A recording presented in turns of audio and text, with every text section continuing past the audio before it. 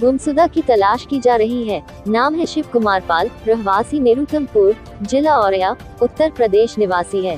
Screen पर दिखाई जा रही तस्वीर के व्यक्ति को देखे जाने पर कृपया स्थानिक पुलिस को इत्तला करें या फिर स्क्रीन पर दिए गए इस नंबर पर संपर्क करें 8,09,06,0774 9084159984 या फिर साथ में दिए गए इस पते पर भी संपर्क कर सकते हैं।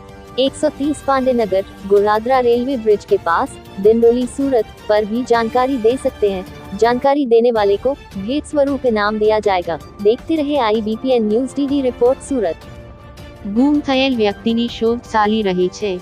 નામ છે શિવકુમાર પાલ, નિવાસી નિરુત્તમપુર, જિલ્લો ઔરૈયા, ઉત્તર પ્રદેશ।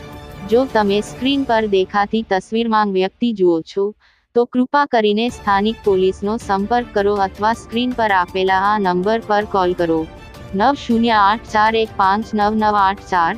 તમે આ આપેલા સરનામે 130 પાંડે નગર, ગોડાદરા રેલવે બ્રિજ પાસે, ડિંડોલી, સુરત પર પણ માહિતી આપી શકો છો। માહિતી આપનાર વ્યક્તિને ઇનામ આપવામાં આવશે। જોતા રહો IBPN news DD report Surat.